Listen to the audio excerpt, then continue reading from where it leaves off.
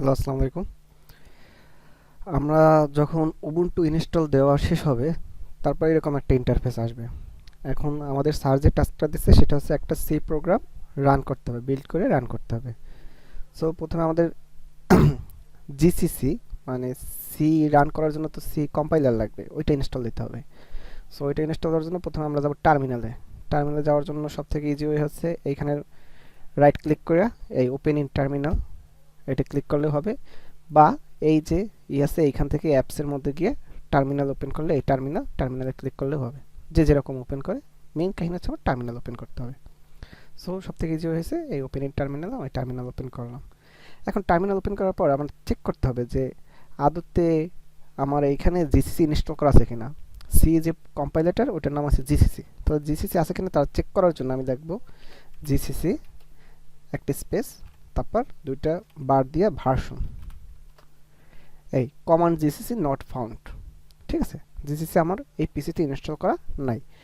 এখন আমার প্রথমে করতে হবে কি, যেহেতু নতুন ইনস্টল, আমি জিসিসি ইনস্টল করার জন্য প্রথমে এটা সিস্টেমটাকে আপডেট করে নেব। তার লাগবে pseudo apt update, pseudo apt update. আমার পাসওয়ার্ড চাবে, আমার যে লিনাক্সের জন্য পাসওয়ার্ড দিছি, তারপর ও ইনস্টল করা শুরু করবে। এটা কিছুটা টাইম নেবে, আমি এখন পজ করতেছি, ইনস্টল কমপ্লিট হোক। হ্যাঁ, আমার এখন ইনস্টল হয়ে গেছে। পরবর্তীতে যেটা করতে হবে, আমার জিসিসি অর্থাৎ এজেন্সিয়াল মডিউলগুলো যে কম্পাইলারগুলো এগুলো ইনস্টল করার জন্য, আমি আরেকটা কমান্ড দেবো, সেটা হচ্ছে sudo sudo APT. Sudo APT সেটার বেসিকই install I N S T A double install build essential B U I L D build E E double S E N T I L build essential. এখন এখানে বলছি do you want to continue Y, শুধু ওয়াই প্রেস করে এন্টার করে দেবো। এখন ও ইসেনশিয়াল যত ফাইল আছে ওইগুলো ইনস্টল করবে, তার মধ্যে জিসিসিও থাকার কথা। সো আমরা আবার অপেক্ষা করি, দেখি কী কী ইনস্টল হয়। এটা অটোমেটিকলি চলতে থাকবে। হ্যাঁ, আমাদের কমান্ডের যে বিল্ড এসেন্সিয়াল ওটা রান কমপ্লিট হয়ে গেছে। এখন আমরা জিসিসি ভার্সনটা চেক করে দেখি যে জিসিসি হয়েছে কিনা। তাহলে কি করব, জিসিসি জিসিসি ডাবল বার ভার্সন VRSION ভার্সন, এই জিসিসি কপিরাইট এত 2012.2, অর্থাৎ আমার জিসিসি ইনস্টল হয়ে গেছে।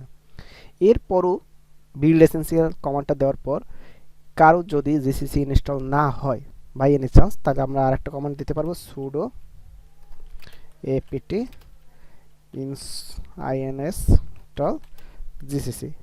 এইটা রান করলেও হবে, কিন্তু এটা দেওয়ার আমার দরকার না, যেহেতু আমার অলরেডি ওপেন হইয়া গেছে।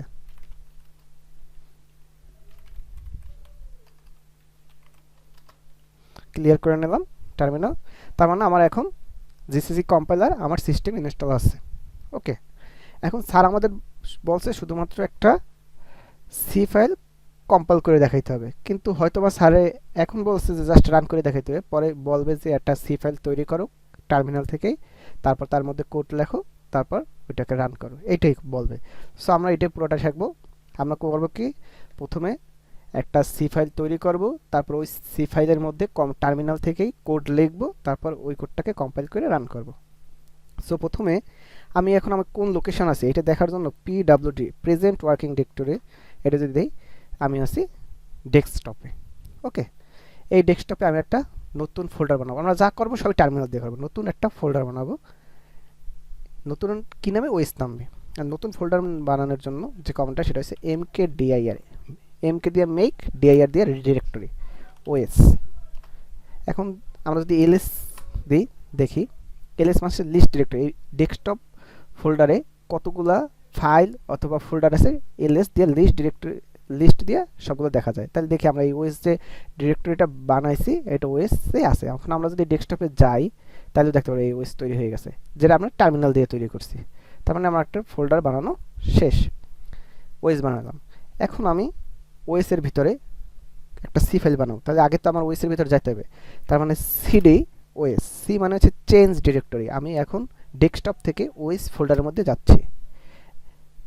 এখন পিডব্লিউডি দিই, তাহলে দেখো আমি কোথায় আছি, নয়ন ডেস্কটপ ওএস। তার মানে আমি এখন ওএস এর ভিতরে আছি, অর্থাৎ আমি ওএস ফোল্ডারের মধ্যে গেছি। এখন এইখানে আমার একটা নতুন ফাইল বানাইতে হবে, সি ফাইল বানাইতে হবে।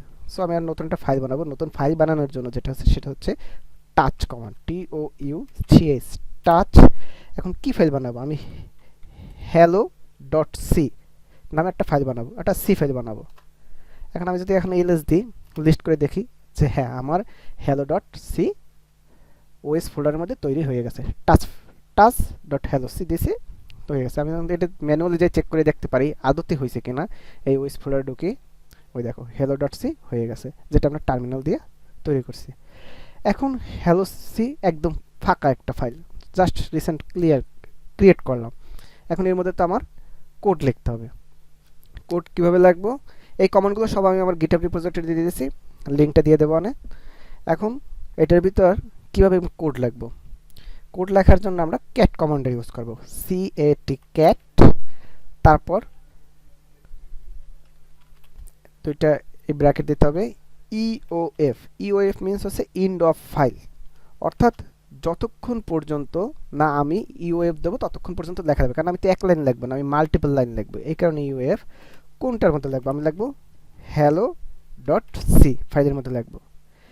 জাস্ট এইটুক কমান্ড, ক্যাট ইওএফ মানে ইন্ড অফ ফাইল, যতক্ষণ পর্যন্ত না আমি ইন্ড অফ ফাইল দেবো ততক্ষণ পর্যন্ত লেখা নিতেই থাকবে line by line. hello C ফাইলের মধ্যে আমি লিখতে চাচ্ছি। এখন যদি আমি এন্টার দিই, দেখো এই লাইন এসে গেছে। এটা কিন্তু চেঞ্জ হয়েছে যে কি লিখতে চাও। এখন আমি একটা সি ফাইল, তো তাহলে কি লিখবো? যে hashtag include include stdio dot H, পরের লাইন হবে ইন্টিজার মেইন, দুইটা ব্র্যাকেট, তারপর একটা সেকেন্ড ব্র্যাকেট। ধরো আমরা লিখতে চাইতেছি printf, এর ভিতর লাগবো hello, hello WRLD, hello world লেখাটা শো করবে। ব্যাকস্ল্যাশ n দিয়ে দিই, একটা নিউ লাইন প্রিন্ট করে দেবে। দেওয়ার পর কমান্ড দিয়ে দিলাম printf, তারপর সেকেন্ড ব্র্যাকেট দিয়ে দেবো। তাহলে আমাদের কি লেখা শেষ। এখন আমাদের এইখান থেকে বের হয়ে যাওয়ার জন্য কি করতে হবে? এই ইওএফ দিয়েছি না, ইন্ড অফ ফাইল, ইওএফ, এটা পাইলেই ও এই লুপ থেকে বের হয়ে আসবে। অর্থাৎ আমার ফাইলের ভিতর লেখা শেষ। লেখা হয়েছে কি না ওইটা আমরা ম্যানুয়ালি একবার চেক করে আসি। এই ওএসের ভিতর যায়, হ্যালো, এই দেখো হ্যাশট্যাগ ইনক্লুড, আমি যে যা কমান্ডগুলো লিখছি ওই লাইনগুলো লেখা হয়ে গেছে। এইটা আমরা টার্মিনাল থেকেও চেক করতে পারি, যেহেতু স্যার আমাদের কোনো সময় ফিজিক্যালি অ্যাক্সেস করতে দেবে না, মাউস ইউজ করতে দেবে না।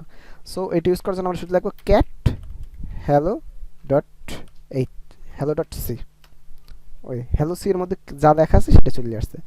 তার মানে আমাদের আর মাউস ইউজ করার কোনো প্রয়োজনই নেই। এখন আমাদের এই hello ডট সি ফাইলটাকে কম্পাইল করতে হবে। একটা জিনিস মনে রাখতে হবে যে আমরা রান করার আগে কিন্তু কম্পাইল করি। আমরা যখন কোডগুলোকে রান করতাম তখন কি করতাম? যখন ওই বিল্ড অ্যান্ড রানে দিতাম তখন ও আগে বিল্ড করে নিত একটা সি এর ওই নামে, আর একটা ও সি এর বদলে ডট ও নামে একটা ফাইল ক্রিয়েট হতো।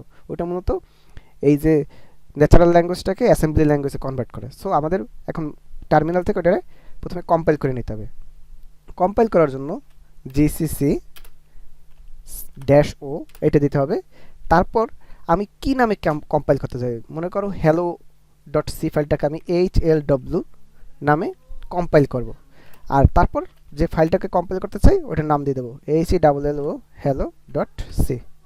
এন্টার দিই, আমার যারা এখন ফাইলটা কম্পাইল হয়ে গেছে। কীভাবে বুঝবো? এলএসএ চাপ দেবো, দেখো এই জায়গায় hello ডট সি ফাইলটা ছিল, সাথে HLW hello নামে আমার নতুন আর একটা ফাইল এসে গেছে। এটাকে আসতে কেন আমি এটাকে কম্পাইল করছি HLW নামে, hello ডট সিটাকে যে অ্যাসেম্বলি কোডটা HLW নামে। এখন আমি জাস্ট এই যেটাকে কম্পাইল করছি ওইটাকে রান করে দেবো, কারণ আমার জেনারেল ন্যাচারাল ল্যাঙ্গুয়েজ যেটা ওইটা রান হবে না, রান হবে যেটা আমি কম্পাইল করছি ওইটা।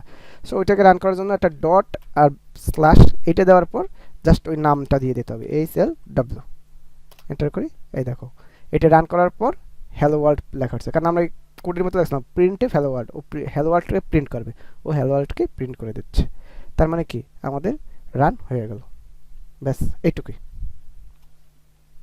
তারপর আমরা টার্মিনাল থেকে বেরোবো, ক্লিয়ার EXIT এক্সিট, শেষ। এভাবে করে একটা সি প্রোগ্রাম রান করতে হয়।